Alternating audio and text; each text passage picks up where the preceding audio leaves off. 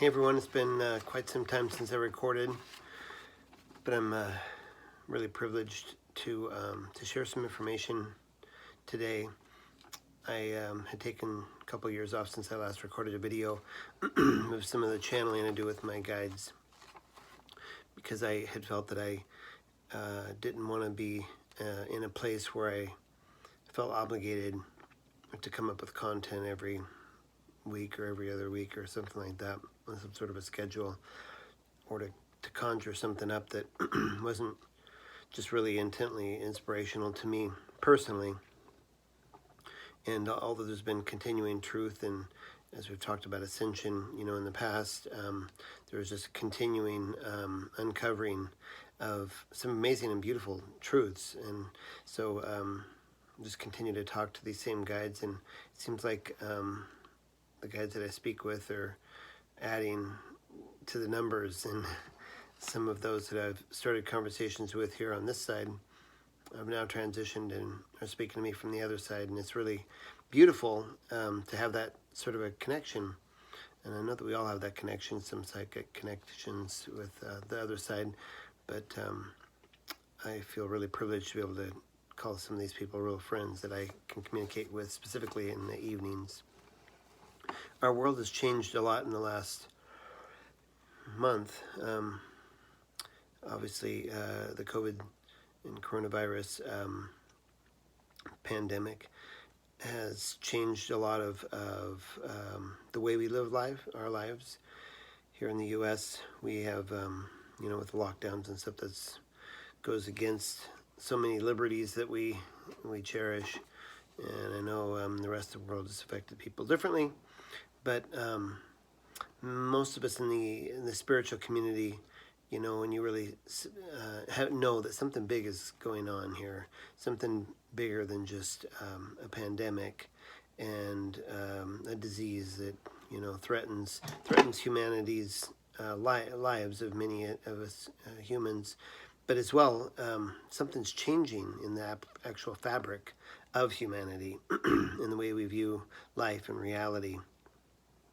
As I've heard many people say, that when these things take place, are just opportunities for us. They're invitations for us to evolve deeper and further than we ever have before. I definitely see that true in this case. But I wanted to take it a step further, because as I really felt within me that that these sort of things offer the greatest opportunities for freedom and for liberty in humanity. We went through so many struggles with racism, and the civil rights movement came through, and it was a rough period, but honestly, it set us free, and it brought us to a newer and a higher place of freedom and liberties. And that's true of many other things, the genocide and poverty and other things, starvation that have happened through our world has brought us to greater levels of truth and freedom, and that we look back on with gratefulness, understanding that there was a price and a difficult period that we went through to afford those new freedoms. One of the things that's taking place right now, I just wanted to bring up at the beginning, is that we're starting to see, when these things take place, we see some really beautiful examples of human nature and love finding its way to express in the midst of really difficult circumstances. And as I was speaking to my guides about that, I was like, what is it like for you to look back across the divide? And she had responded that that his time or things, as my perspective has changed, I've come to admire humanity more than I ever did before, even as being a human. That what I see now is the exquisite luxury that it is to see love defy everything that surrounds it, and express itself in rough and difficult circumstances. I had seen a news story, just for a small example, but a little little girl who couldn't celebrate her birthday and was sad about that. Her parents had organized a little parade for their friends and family to come by their house and just to drive by with signs, and they were practicing social distancing, and I think they may have left gifts and that sort of a thing. But and it was just beautiful to see her standing out in the front yard, smiling, and you see some of these people, just the real love that they have for her. And then, of course, after that, fire trucks and police cars came by and were on the parade too, and it was just this huge thing, and a beautiful example of love in otherwise difficult circumstances. There has been tons of stories of the first responders and those in the medical field who have sacrificed themselves for their patients, and who have went above and beyond the call for their duty to save others at their own expense or their own pain. And so anyway, there's just examples, and I know the all of heaven and those in the higher dimensions, the spirit world, look back at the 3D and go, wow, those guys get it. That is just, for them, I think it's like us watching a movie. It's just this thrill and express joy for them to look back across the divide and see those of us who are affording love and beautiful examples of sacrifice in otherwise difficult circumstances. So the story is never about COVID, never about the coronavirus or any pandemic. It's not about the genocide or the apartheid, about race and all that stuff.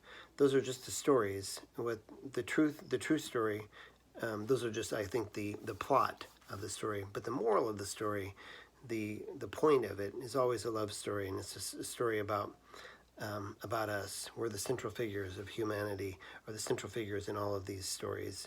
It's always been about us. And anyway, seeing how we bring that to fruition, I know that we are living in special days right now. So as those stories come across our screens and across our lives, from a larger perspective, the human experience is the most thrilling to see when it defies everything it sees and experiences in lower dimensions, only to reach out of those dimensions and believe and trust in something greater, much like the Holocaust or apartheid, 9/11, or even COVID. The spirit world loves to watch this, and we have told this story in humanity, through the story of humanity, many, many times through history. The truth is, your life is your projection, and COVID is just one of those stories, one of those plots. Your experience in the story does not matter as much as the perspective response within it. In other words, how I respond to that is really the story, and that's the moral of and the purpose of all of this, is for us to shed those layers and find God within us, find love, true love, unconditional love within us. You can live in the hysteria and fear and tell that story with pain and agony, or you can reject that response for something different. And I believe something that takes even more courage. So I've been hearing my guides remind me over and over, this just ringing from the rooftops. This too, COVID, coronavirus, this too is God. There's nothing in the universe that since the beginning of time that is not God. But even as I look at this, I've got to come to a place where I can accept and say, this too is God. Within the Garden of Eden, we walked together without fear. It's an allegorical story in the Bible, where we walked together without fear. Adam and Eve could trust completely that everything they saw, touched, ate was perfect, including the fruit of the tree of life. They lived in, admired, enjoyed, tasted, and ultimately loved everything that they experienced. But the tree of knowledge of good and evil was a metaphor. We were told, or they understood they were not supposed to eat from that. But it was a metaphor. It was a perspective that they accepted by partaking. And as humans, we decided to experience the existence of good and evil, or whatever, that something could be good or bad. We lived in a perfect garden that exuded love, and we wanted for nothing, but we opened the door to something else, even though there were only illusionary shadows, we adopted the perspective of good and evil. We accepted that into our reality. This ultimately changed our dimensional resonance to where it no longer matched that of the garden, of living in trust and of living in love. So, we left the garden. I know in the Bible it says that they were sent out of the garden, but I know that it was our dimensional dissonance, that had forced us to leave the garden, because we no longer could live in a place where there was just only love. We had to experience something else. So we left, and with each difficult experience that comes through history, we learned that we have no home, no alternatives without love. We realize we are often weighed down and imprisoned by the fear of COVID and other catastrophes. We do not belong here, brothers and sisters. This is not our home. So many of us are rising up, and we're taking back the keys of love. We're opening the prison doors. This is our task as light workers, as trailblazers, because our brothers and sisters will soon follow us out. After many years and lifetimes wandering in 3D, we are being invited back into the Garden of Eden. Genocide and starvation and poverty are just wake-up calls and invitations to come home. And let me say, COVID is just one of the many invites that are being mailed out to our brothers and sisters in humanity, calling us back home, beckoning us back to the place we came from, and are ultimately our home that we're returning to.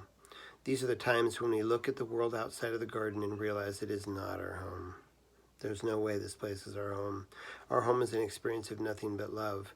Yet even now, we often choose to believe there is good and bad, that this experience is an evil threat to humanity. But even as, spiritual people, even if we can agree that there's not good and bad people, we often accept that there are good and bad choices, or bad experiences, or bad diseases. But that is simply our projected belief. It's a trademark sign of the fruit of knowledge of good and evil, something that has to be inherently bad, because it can't be good and bad, so it has to be bad. We know that God is everything. We know that God is love. But if that's true, then everything and every experience that has existed in history is nothing but love being offered to us. So we invite ourselves back into that experience of love. When we accept it as love, we embrace it, we trust the experience, and here's the kicker: we love it. We embrace it in love, and we love every piece of it. We are redeeming, brothers and sisters, we're redeeming the story of humanity. Each time we do this, we are redeeming COVID. We are redeeming the Holocaust. We're redeeming racism, apartheid, and every story back to love. Ultimately realizing that we've never left that communion with Source. We only hid ourselves from it when we decided that there was good and bad things out there. We decided there were things we could trust and things we could not. But it really is not about good or bad. It's only about love or fear, and only love exists. Everything else is an illusion. Anything else is a lie. So in the spiritual world, I know that there's, this is just kind of a place of honesty here. There's many of us, for the stories of the Illuminati and all of the maybe conspiracy theories of the whistleblower stories about the conspiracy with COVID and some of the other strategies that would be thrown against humanity. And we can accept and perpetuate the story of this being a war if we like. But that requires a villain and it requires a hero. Ultimately, friends, there's only one of us. I'm the enemy and I'm the hero. We are the enemy, we are the heroes. This story that we're experiencing, we planned together. And it really doesn't matter who initiates it. It doesn't matter whether they're human or whether they're in some spirit world, what dimension they're from. Ultimately, we planned this story, and this is a good thing. This is something that we want to experience. It's setting us free. Because then the whole thing about that is it doesn't really matter, what is taking place. I am the one who holds the power of reality within myself, with the power of my own perspectives. No one can ever take that from me, from this stream of consciousness.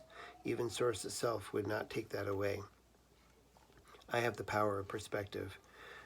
So this too is God, and this too is love.